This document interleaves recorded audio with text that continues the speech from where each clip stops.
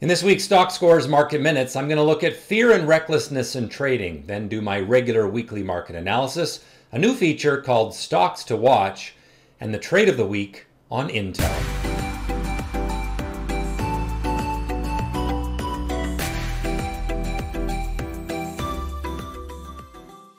All right, let's talk about fear and recklessness in trading. It's important to not have fear, but to not let fear turn into recklessness.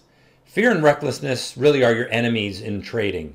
The fear of losing will cause you to not take good trades, and the fear of missing out will cause you to take poor trades.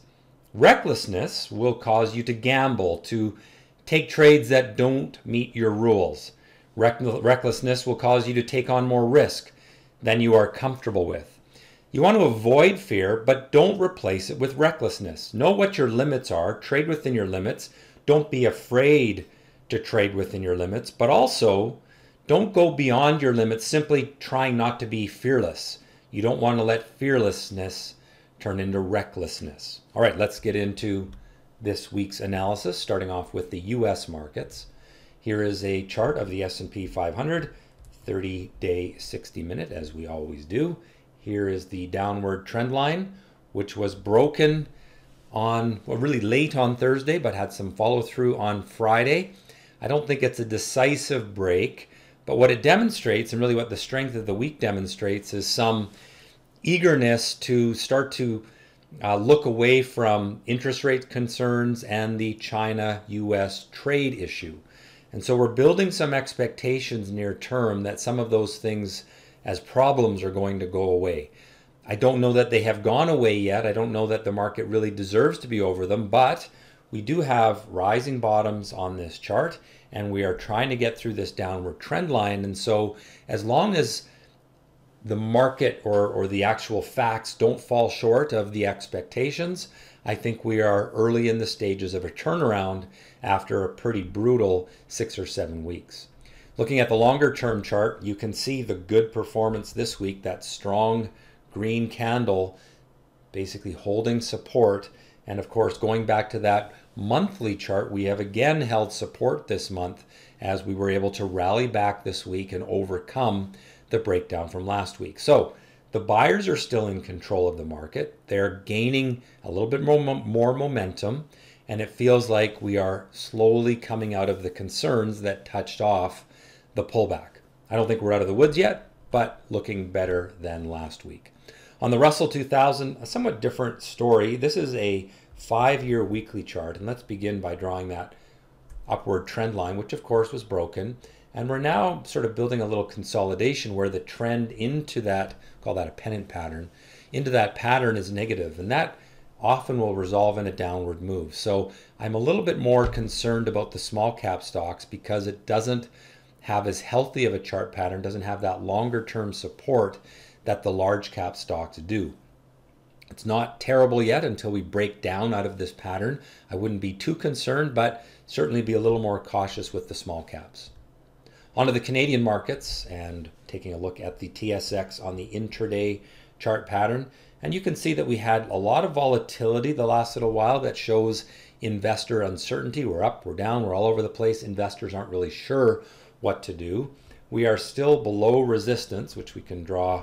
Doesn't ever let me draw it exactly like I want, but you get the idea. We're below that trend line of resistance. We do have that rising bottom like we had on the chart of the US market, but ultimately we need to break up and out of this pattern to overcome that pessimism that has been in place for some time. So we're getting stability in the Canadian market, but I don't think we're getting optimism yet. Looking at the longer term chart, we talked about this last week, that long-term support still holding, resistance not really that far to the upside. And so if we can break out of that pattern that I showed on the last chart, the intraday chart, we probably move up for a few weeks and get up to that longer term resistance, but it's going to take some time before it can get through the longer term resistance and really continue the long-term upward trend. At the same time, we could break down through this support level, and if that happens, then we're going to want to get pretty protective and defensive in the Canadian market. Looking at the TSX Venture, of course, the small cap and micro cap stocks in Canada, and it is going parabolic to the downside. You can see that it's gone from a linear trend to a parabolic trend, a curved trend. And that shows that investors really getting kind of panicked in that part of the market, as largely you see a lot of profit taking in the cannabis space, which has been on a slide for a few weeks, can't seem to find its footing. Eventually it will, but I don't see signs of that yet. All right, moving along to currencies. US dollar continues to be strong. We've got that upward trend in place. We hit new highs during the week and then fell back before the end of the week, but that's not of particular concern until we break the upward trend line. So for now, remain bullish on the US dollar. Canadian dollar has fallen to support.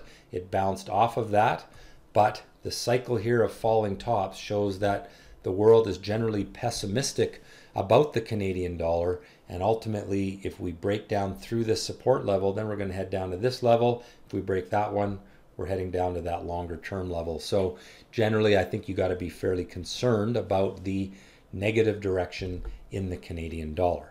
All right, on to interest rates, which of course has been a concern for the market, but less so lately. We've seen a little bit of an uptick in the bond market, which means interest rates have come down a little bit. However, we have not broken the pessimistic pattern where we had that breakdown from a descending triangle, and that really ultimately points to lower prices in the bond market, which implies higher prices for interest rates. Commodities. Commodities, of course, sensitive to the US dollar, and with that US dollar strength, things like gold have had a hard time building optimism, but gold has also stopped its downward slide and is starting to build some optimism here. Really what we need is a breakout through that 118 level on the GLD that would start a comeback to take gold up toward the highs from earlier this year. For now, I think you need to be sort of cautiously optimistic with gold. I do like that volatility is compressing. I do like that the rising bottoms have built. That is a sign of optimism. But until we get the breakout through that level right there, don't get too optimistic just yet.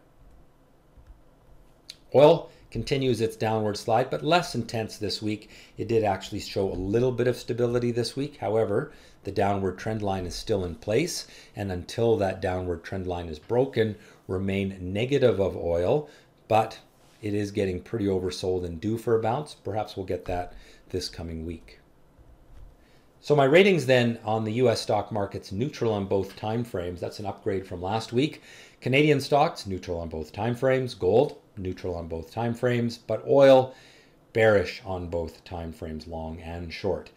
Investors are building expectations for some resolution to the US-China trade dispute, but I think unless expectations are exceeded, we will probably see a pullback next week. It wouldn't surprise me if there's some good news out of the G20 meeting that we gap up on Monday and then pull back from there, simply because expectations really typically exceed reality.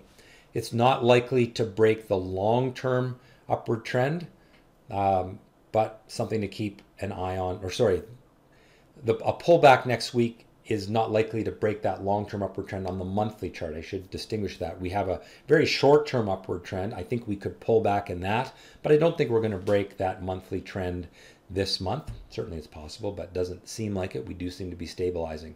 Oil is stabilizing, but it's still in that downward trend, so be cautious.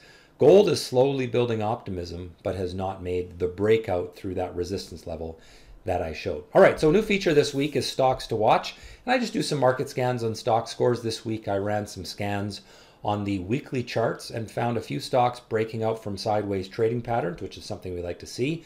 First up is Air Canada. You can see the long-term, call it a triple top, 1, 2, 3 times. But this week we broke out through that resistance from some optimism. So that points to higher prices ahead for Air Canada. Of course, lower oil prices certainly help the airlines, and we're seeing strength in a lot of airlines, and this one no different.